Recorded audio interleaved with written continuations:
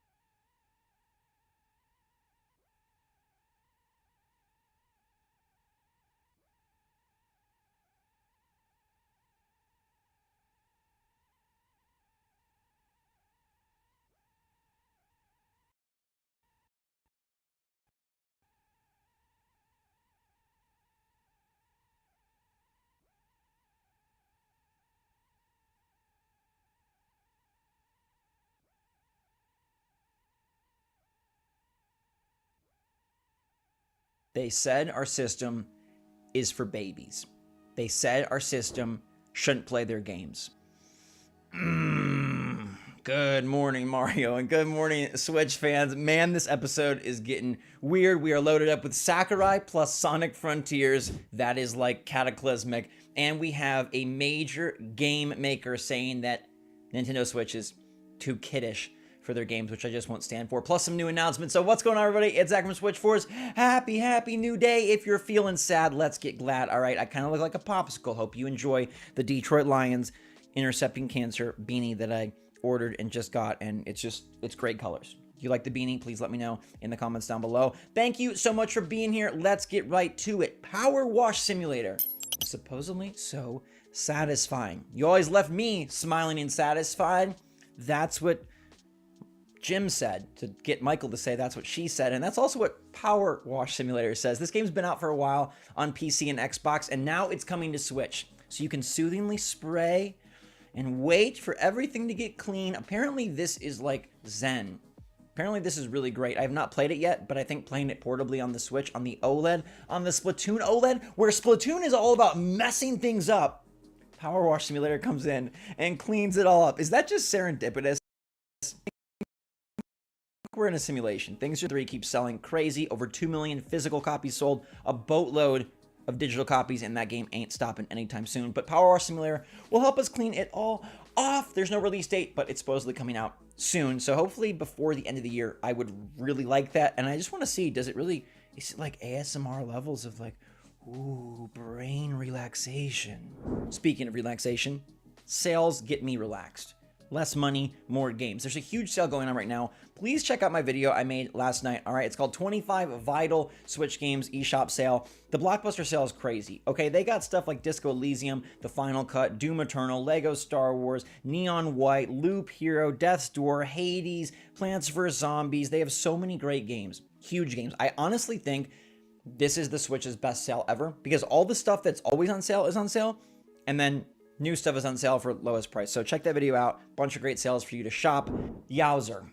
A major game franchise does not want to be on the eShop at all, because apparently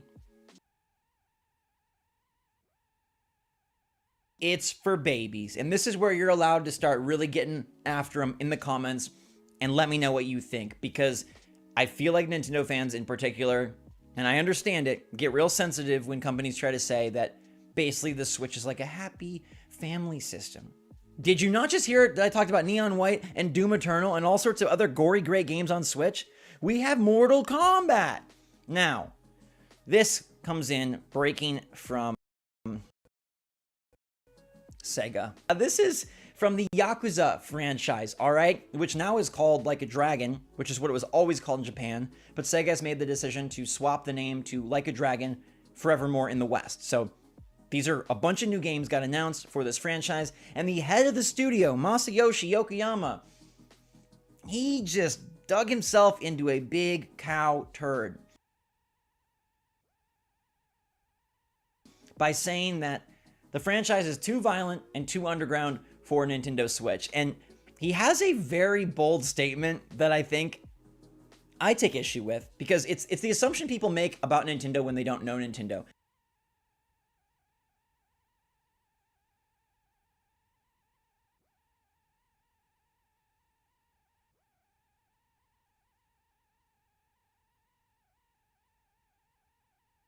And it's the assumption people make about Switch from a very ignorant standpoint. And I'm not sure why this guy is making it, because I feel like this guy should know. But he said that, he considers Yakuza to be very underground and dark. Quote, "We don't want to be like walking around the day with everybody else, contrasting Yakuza to Nintendo-made games like Mario, as if Nintendo's just like, la-di-da, let's play in a world of food and let's bump shells with the turtles." I mean, that kind of is Mario, but first of all, Mario got mean with Bowser's Fury. That's ferocious and dark. But more importantly, look how many games are on Switch that range the scale. We got E10, a whole bunch of them. Mortal Kombat, Doom is crazy. Lots of shooters have made their way to Switch. Okay, I was thinking of the recent one, BPM. It's a very violent game. This system is a system. It's not like...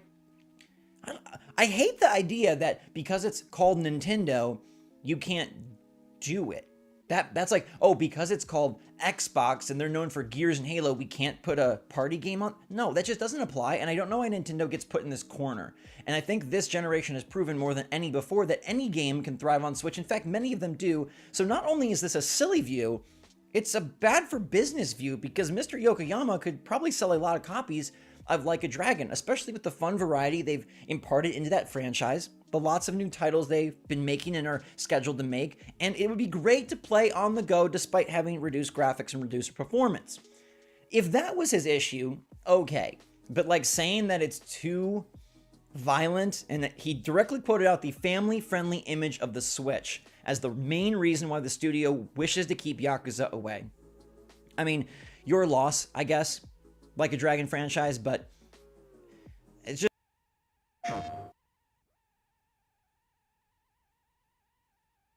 just weird that we're in 2022 and we still have this going on when the Switch clearly has thousands of games, and many of them are very underground and very violent. But if you think your franchise is better off without us, then so be it. I still think they're cool games. He's gonna have to make. It's Tokyo Game Show, and Nintendo just boomed you with a whole bunch of Japanese-centric games, and Square Enix clearly should show you what it's like to be on Switch. But all right, Sega, we have another story about you, which is that Sakurai plus Sega, Sakurai plus Sonic. This is the mind-melting moment I've been waiting for.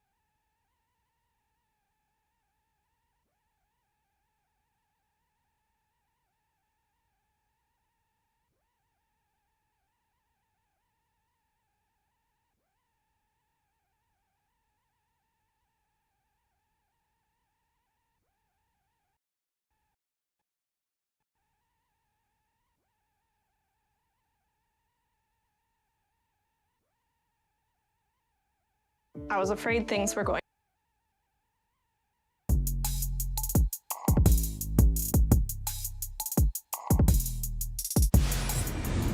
Greetings to everyone out there and welcome back to Around the Clock. Alright everybody, one of the big announcements during this past Direct were some more games coming to the NSO service by the way of the N64. And two of the big games announced that people are really excited for are Pokemon Stadium and Pokemon Stadium 2. But we do have some unfortunate news because if you look down below at the small writing on this trailer, it states Pokemon cannot be transferred to these games, which really sucks because this was a big feature in the original games and a lot of Pokemon fans are really upset. Now, Nintendo has not come forth to say why this is the issue, but with the 3DS digital services going down, this could be a big issue because there are a lot of Game Boy games on the 3DS's system, so this could be the case. I believe if Nintendo just kept the 3DS's services up, then probably more people could just transfer their Pokemon from those Pokemon.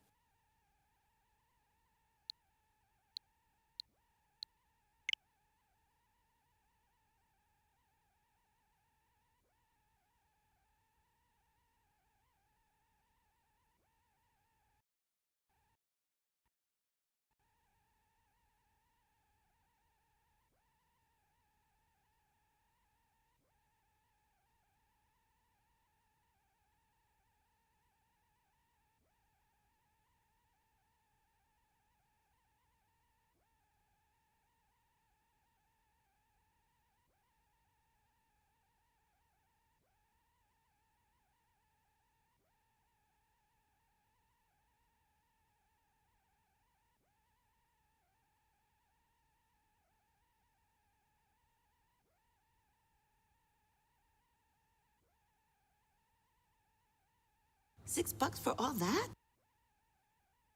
And it's on your phone. For the first time ever, you can drop into Call of Duty Warzone from wherever life takes you. Let me quickly point out the gameplay you're seeing today, it's still alpha, so it's only going to get better. And for Warzone fans, you will recognize this drop sequence right away. I mean, honestly, it just gives me so much nostalgia. But wait a minute, Chris. Is that the legendary Verdansk? You know, this is where Warzone gameplay was born, and we're bringing the legendary Verdansk map to mobile for the very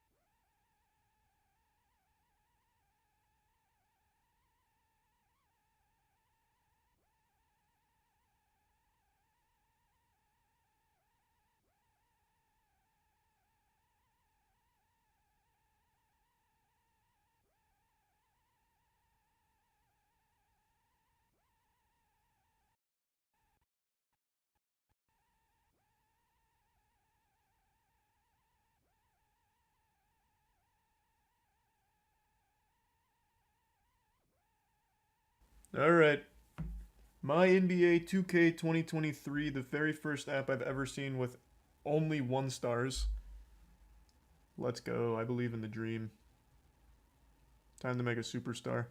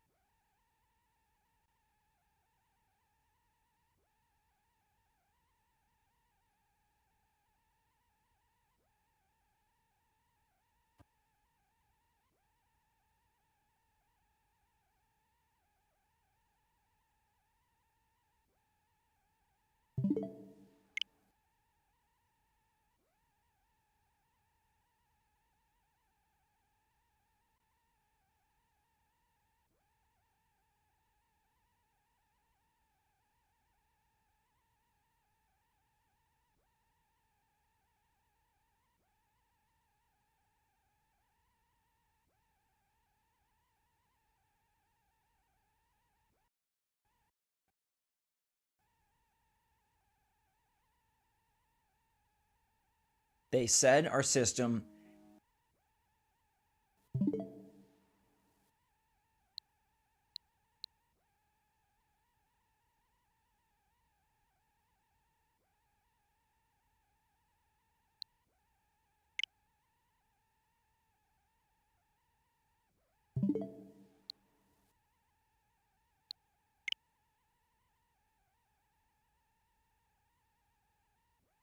you